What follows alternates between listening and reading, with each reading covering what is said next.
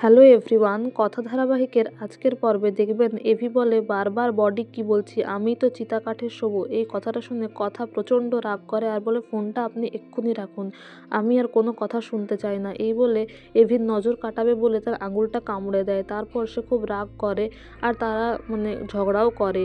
আর কথা এদিকে তার মামার কথা মনে করতে থাকে, তার মামার শেষ যাত্রার কথা মনে করে খুব কষ্ট পায় আর মনে মনে বলে, পাচক মশাই, ওই অবস্থায় আমি আপনাকে দেখতে পারবো না, আমি আপনাকে বড্ড ভালোবাসি। এদিকে জুনি এভিকে ডেকে বলে, মনে হয় বাবার কথা ওর মনে পড়ছে। তখন এভি মনে মনে বলে, আমার বোঝা উচিত ছিল কথা, তুই এখনও তোর মামাকে নিয়ে ট্রমাটাইজ হয়ে আছিস। তারপর সে কথার দিকে তাকায় আর সে ভাবে যে কথা সত্যি খুব কষ্ট পাচ্ছে। তারপর ছোটকা, স্যান্ডি, অঙ্কিত তারা এসে বলে, যা গিয়ে সরি বল, একটু বোঝা ওকে। তারপর এভি কথার কাছে যায়, কথাকে বলে, শোন আমার কথা। কথা বলে, শুনছি তো, বলুন। তারপর এভি জোর করে কথাকে তার নিজের দিকে ঘুরিয়ে নেয় আর দেখে কথা কাঁদছে, তাই সে কথার চোখের জল মুছিয়ে দেয় আর বলে, তুই চল আমার সঙ্গে। তখন কথা বলে, কোথায় যাব? এভি বলে, যেখানে গেলে তুই একটু সাহস পাবি। তারপর সে মা আনন্দের কাছে গিয়ে নিয়ে যায় আর মা আনন্দের কাছে গিয়ে বলে, তুই তো ভগবানে বিশ্বাস করিস, তুই প্রার্থনা কর যেন আমার কোনো ক্ষতি না হয়। তখন কথা অবাক হয়ে এভির দিকে তাকিয়ে থাকে যে সে নিজে মা আনন্দের কাছে এসেছে। তখন এভি বলে, তুই আবার লস্ট হয়ে তাকিয়ে আছিস, এক্ষুনি ঝগড়া, এক্ষুনি কান্না, এক্ষুনি আবার লস্ট হয়ে তাকিয়ে আছিস। কথা বলে, আপনি বুঝতে পারছেন না পাচক মশাই। তখন এভি বলে, তুই বুঝতে পারছিস না আমি প্রান্তিককে ধরতে কতটা ডেসপারেট। তারপরে কথা জয় মা আনন্দী বলে প্রার্থনা করে আর এভির জন্য মঙ্গল প্রার্থনা করে, তারা যেন প্ল্যানটায় সাকসেসফুল হয় তার জন্য প্রে করে। আর মা আনন্দী একটা ফুলও আশীর্বাদ স্বরূপ দেয়, কথার কাছে সেটা উড়ে আসে। তারপর কথা সেটা নিয়ে এভির গায়ে ছুঁইয়ে দেয়।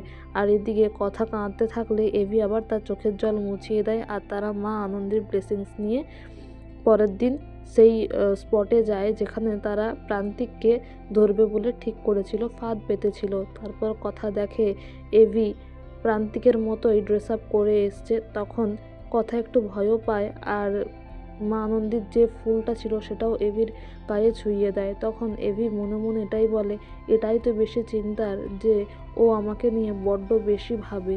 তারপর কথা ছোটকা আর অঙ্কিতকে ডেকে বলে যে ওনাকে একটু দেখে রেখো যেন কোনো বিপদ না হয়।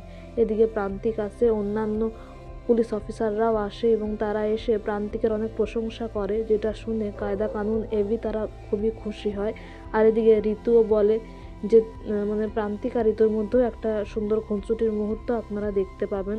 এদিকে তার কিছুক্ষণ পরে দেখা যায় এভিকে চিতা কাঠে শোয়ানো হয় আর কথা সেটা দেখতে পারে না, সেই দৃশ্য দেখতে পারে না। সে প্রার্থনা করে আর খুব কাঁদতেও থাকে। তারপরে সে জুনিকেও বলে যে প্রান্তিক আসবে তো। এরপরে আপনারা দেখতে পাবেন পুলিশ অফিসাররা মিথ্যে ইন্টারভিউ দিতে থাকে আর এদিকে জয়দেব বিশ্বাসকেও নিয়ে আসা হয়। আর এই সব কিছু ব্রেকিং নিউজ হিসেবে লাইভ টেলিকাস্ট হতে থাকলে চিত্রা ফোনে দেখে যে সত্যিই মিস্টার জয়দেব বিশ্বাসকে আনা হয়েছে, তার মানে সত্যি প্রান্তিক এনকাউন্টারে মারা গেছে। তাই সে আরও বেশি ভয় পায় যে কথা তো আমার আসল রূপটা জানে, এরপর বাড়ির প্রত্যেকে জেনে গেলে আমার কি হবে।